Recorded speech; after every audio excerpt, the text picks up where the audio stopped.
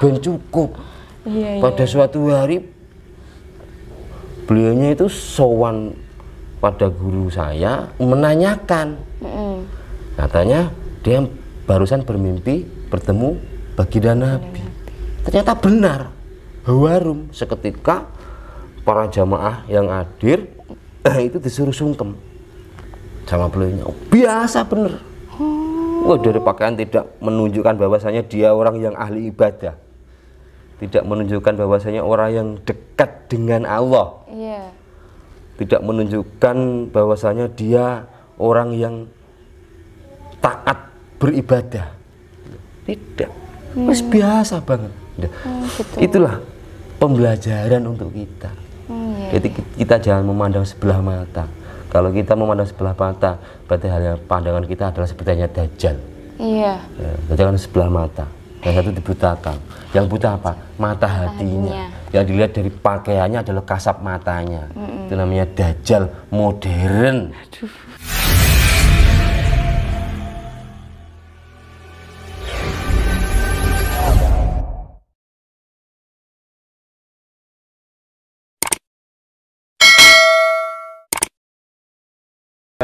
Ada pertanyaan dari Pak Yai Wonogiri. Ini masalah tajidun nikah atau memperbarui nikah. Keuntungan dan manfaatnya apa, Gus? Keuntungannya atau fadilahnya yaitu bisa jalbul arzak. Salah satunya pada umumnya orang yang untuk dipromosikan yaitu, jadi orang kalau tasdid memperbarui nikah, itu bisa membuka keran-keran yang tersumbat perihal ekonomi dan masalah-masalah yang ada. Satu. Yang kedua, mengantisipasi ketika dalam rumah tangga itu ada polemik, ada polemik, ada istilah padu. Padu tukaran, tukaran. Akhirnya mengucapkan kalam yang ungkapan-ungkapan yang menimbulkan marah, dan dalam ucapan kemarahan itu bisa membatalkan suatu pernikahan atau lebih pada talak, atau yang serupa dengan talak. Itu fadilah daripada tasdid atau nyari nikah. Orang-orang dulu itu surik dalam 3 tahun kok mari padu sedang tasdid dan nikah iki piye iki artine lho ya satu orang atau 2 orang. Aduh, diperjelas ini. Aduh, gimana ini, Gus? Kaum wanita ambiar, Gus. Ya enggak dong, soalnya kaum wanita itu harus lebih toleransi karena itu kodrat pada seorang wanita. Tapi kan itu egois. Tapi aku nggak mau, Gus. Apa? Nggak mau. Loh, nggak mau itu karena belum pernah. Nah, tapi nggak mau, Gus. Maunya jadi yang satu-satunya aja. Duh, yang satu dan nomor 1 gitu loh. Ada nomor 2, nomor 3. Kan ada urutannya nanti. Mau.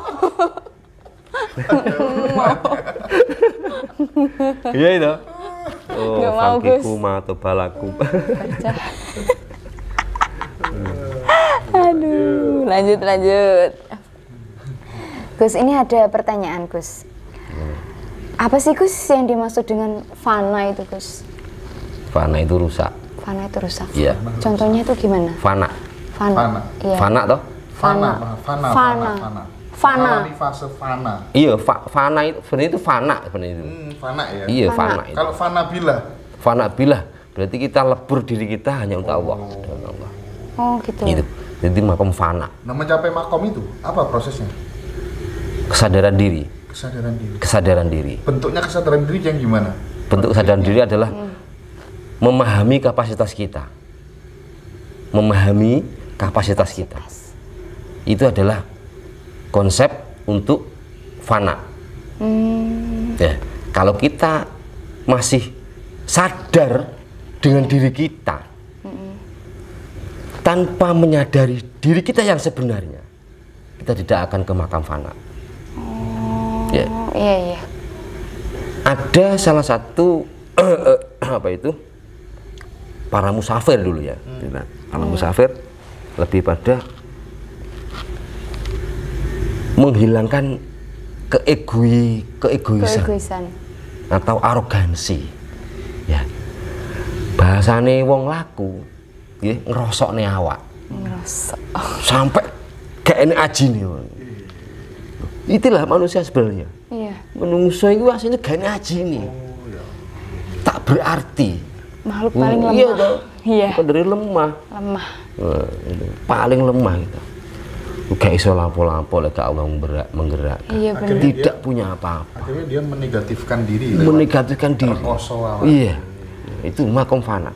Ketika sudah makom fana, bisa ke level makom bakok. Namanya istilah fana bakok. Fana. Iya. Fana bakok itu adalah fana. Lebih tinggi dibanding fana aja. Iya, itu memang kalau kita sudah fana, otomatis bakok itu. Otomatis bisa bakok. Iya. Kalau kita sudah Seperti peleburan apa? diri. Seperti apa kondisinya orang yang fana bakok? Fana bakok. Fana bakok. Iya. Nah, ini banyak versi fana bakok. Ada yang jadab, Jadab. ada yang benar-benar kumawulo. Kamu tahu nggak jadab apa? Nggak tahu. Apa itu Gus? Jadab itu apa Gus? Tanya yang lebih tahu. Gimana Gus? Jadab itu ya. Jadab itu orang yang ditarik oleh Allah tadi, jadbah tadi. Iya. Jadi ditarik kerinduan, asal kerinduan apa itu? Motivasinya adalah kerinduan terhadap Allah, ditarik oleh Allah untuk lebih pada hilang kesadaran akan dirinya sendiri. Bahwasanya lebih untuk mengenal dirinya sendiri dan lebih menyadarkan dirinya sendiri. Oh gitu. Nah, ketika itu sudahlah, dia akan asik dengan bakok atau sesuatu yang abadi. Apa yang abadi? Ya, adalah roh kudsi. Dia abadi dengan asik dengan roh kudsi itu sendiri. Dia bisa bersenggama, dia bisa berkemanten. Iya, wes enjoy, wes gak ngurus ngopo jadi makhluk. Bahas senggama kok guyu dhewe. Iya, biasa aku penasaran. Lu duwe ilmu nih. Itu kan fana, itu peleburan diri. Fana Bakok itu pernah diproklamasikan oleh salah satu ulama tasawuf. Fana bakok itu, saya Buya juga memakai fana bakok sebelum al-ittihad dipakai. Al-ittihad itu lebih pada penyempurnaan. Al-ittihad itu bukan wahdah. Jadi kalau wahdah itu kan lebih pada manunggal, tapi ini lebih pada perpisahan. Jadi lebih pada kumawulo. Dan pintu untuk menuju fana bakok itu masih terbuka luas untuk manusia model dan jenis apapun. Iya, semuanya dari berbagai unsur. Nah, sehingga sekarang justru Allah itu menurunkan wali di setiap desa. Iya bener. Setiap Petilasan desa. biasanya ya. Namanya petilasan bukan? Iya, bisa juga semacam itu. Tapi sekarang lebih pada kenyataan. Kalau gitu. petilasan kan prasasti toh. Iya. Nah, itu kenyataan. Itu menurunkan wali di setiap desa. Tapi dengan perilaku yang disamarkan, tidak terlihat. Entah karena kesabarannya, entah karena nerimo ing pandumi. Sampai sekarang. Iya. Zaman akhir, justru zaman akhir itu mas setiap desa ada wali. Setiap desa Ada wali. Cuman tidak bisa Tidak bisa terdeteksi. dengan kesabarannya. Iya, dengan nerimo ing pandumnya. Iya, itu Baru wali. dengar ini saya. Iya, menurut ada tahu dulu. Itu tertulis, tidak akal-akalan dan itu terbukti. Dan wali itu nggak harus pakai yang surban. Tidak, itu wali murid, wali santri. Ya. Gitu, wali itu. Nggak ada kesabaran. Nggak tahu loh, banyak orang-orang yang saya menjumpai dulu. Guru saya mengatakan, kayak disewani, biasa yuk, pakaiannya sangat biasa. Dia juga seperti tidak dimanusiakan sama tetangga, tapi sangat nerimo banget. Ini ada cerita, ada tamu sowan pada guru saya. Setelah sowan, motifnya sowan itu dia minta berkah karena dia dikaruniai anak yang banyak. Tapi ekonomi pas-pasan. Nah, pas-pasan.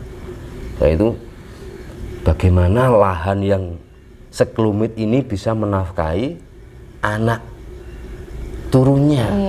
Nah, sampai sholat duha di pertanian sawah, sampai sholat tahajud ning sawah, tujuannya ben gak dipangan wereng, ben cukup.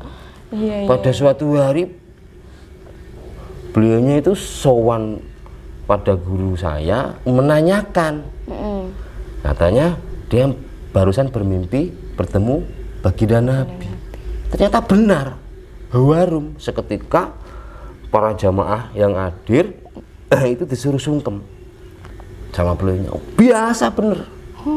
Wah, dari pakaian tidak menunjukkan bahwasanya dia orang yang ahli ibadah, tidak menunjukkan bahwasanya orang yang dekat dengan Allah, tidak menunjukkan bahwasanya dia orang yang taat beribadah, tidak. Terus biasa banget. Gitu. Itulah pembelajaran untuk kita. Jadi kita jangan memandang sebelah mata. Kalau kita memandang sebelah mata, berarti hanya pandangan kita adalah seperti hanya dajjal. Iya. Jangan sebelah mata. Yang satu dibutakan. Yang buta apa? Mata hatinya. Yang dilihat dari pakaiannya adalah kasat matanya. Itu namanya dajjal modern. Dajjal modern. Dajjal itu secara substansial, secara hakikat itu apakah seperti yang diceritakan guru-guru saya dulu, kayak raksasa, ya kan, tinggi besar, ada kafaro, matanya satu, kulitnya kemerah-merahan, rambutnya ikal. Nah, itu kalau ditafsiri secara hakikat itu gimana? Hakikatnya? Hakikatnya tidak seperti itu. Enggak ya? Itu iktibar. Kayak transformer gitu. Iya, bukan. Cuman takrif gambaran untuk mempermudah pembelajaran pada para pencari ilmu agar lebih bisa mendefinisikan. Nah, itu namanya dajjal. Mulane sampean yo gak sah mulai nek wong ngarani jenengan. Kayak kok pandangannya sempit. Sampean diam ae ben gak ketok sempit. Ora sempit malah dajjal ngono. Dajjal nglurui dajjal ngono. Diam aja ya Gus ya. Iya, dia. Dajjal dilarang. Sama dajjal dilarang mencaci. Dilarang memandang. Dilarang jatuh cinta sama dajjal. Cinta mana? Lanjut sih. Lanjut ya Gus ya. Gus, kata orang ada rahasia besar di balik nafas manusia. Emang nafas manusia itu gimana loh Gus? Gimana dengan nafas manusia? Ya, gimana Gus? Nafas itu ghaibah. Iya, ghaibah. Layak lamuhu illallah. Tidak bisa mengetahui akan keghaiban itu selain Allah. Iya. Jadi nafas hanya bisa didefinisikan atau bisa dikirotokan. Dikirotokan ini kira-kira ini nafas seperti itu. Ya, tapi secara hakikat nafas adalah nufus atau diri kita sendiri. Jadi kehidupan diri kita sendiri. Ketika kita bernafas ya kita hidup, ketika tidak ya kita tidak hidup. Ya, nafas ini sebagai sumber daya alam. Sumber daya alam. Iya. Iya, aset. Aset alam nafas. Kalau nggak ini. bisa nafas, Kita bagaimana nafas kita berguna, bagaimana nafas kita itu memberi kehidupan antar sesama, bagaimana nafas kita itu bermanfaat untuk alam semesta, yaitu nafas, yaitu kita lebih memahami atau lebih pada masuk pada hakikat nafas itu sendiri, yaitu nafas. Kalau jenengan mengurai nafas itu hanya kiroto. Ada tanafas, ada nufus, ada angfus, lu macem-macem. angfus. Nafas, tanafas, angfas, nufus. Nah itu urutan-urutannya itu hanya kiroto. Iya. Kiroto ini panate untuk mempermudah lagi memahami, itu loh, mempelajari bagaimana kita bisa mengetahui diri kita sendiri. Ya, itu diurai, dikasih metode semacam itu. Nah, sekarang kembali langsung ke hakikat. Hakikat apa sih? Kehidupan. Nafas adalah suatu kehidupan. Ketika sama diberi kehidupan, sejuknya lah kita bisa menghidupi antar sesama dan bisa menghidupi alam semesta. Itu nafas. Iya. Contohnya gimana itu? Gitu ya jenengan koyo nandur wit-witan kan masuk alam. Iya. Malik bumi, nyirami kembang. Lalu ini kan termasuk karena jenengan hidup bisa memberi kehidupan pada yang bagi lain. tumbuhan. Iya, bagi hewan juga. Nah, namanya Seperti nafas. itu ya, Itu kan sebenarnya ibadah yang lebih tinggi dibanding kemudian kita hanya berkutat hubungan kita dengan lewat wirid, lewat ziarah, sekedar itu aja. Memikirkan nasibnya orang, memikirkan alam. Itu kan tingkatannya fasenya lebih tinggi. Iya, tapi tanpa sadari itu tertinggi loh. Iya, Sebenarnya itu ya. Iya. Itu.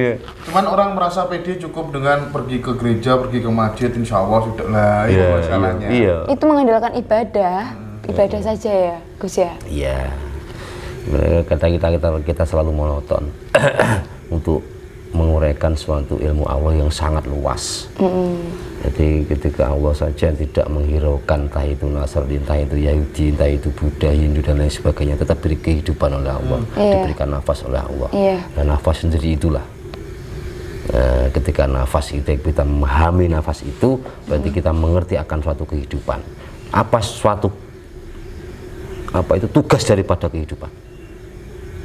Menghidupi, memberikan kehidupan pada yang lain. Nah, kita kayak kerja bakti, sosial, gitu, berbaik, berbuat baik antar sesama. Itu malah luar biasa. Itu jarang. Dulu wali-wali para rasul juga demikian. Yang dipakai apa? Gus? Memperbaiki hubungan. Dengan cara apa? Menghidupi tadi. Lalu dia itu cara buka toko, buka peracangan, enak wong sambat, entah dia itu orang Nasrani, orang Yahudi, tetap diberi maunah, tetap diberi pertolongan. Iya Gus, nggak membeda-bedakan. Tidak membeda-bedakan. Lah Kanjeng Nabi sendiri dalam riwayatnya, ya, orang Yahudi disuapi terus, gitu, sampai dicaci hingga menyadari, oh ternyata dia itu Muhammad, akhirnya dia masuk Islam. Dia simpel, orang malah dicaci, malah dipisui, malah ditakbiri. Takbir, ayo mulai Islam. Islam gedene Allah itu hanya segenggam kepalamu. Salah itu ya Gus, nggak boleh memaksakan kan? Tidak salah, apa itu? kurang benar. Jadi itulah nafas. Tidak boleh menyalahkan. Tidak boleh menyalahkan. Iya. Makanya Gus Mustobar takbir ditakoni gedene Gusti Allah sak pira ora ngerti. Gak ngendah lah. Nah, takbirnya malah takabur. Iya, gumedi.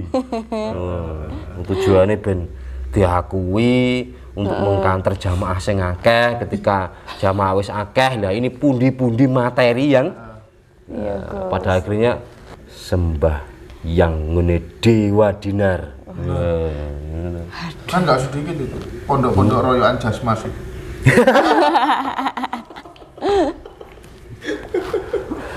Ki ora ngono tok wi.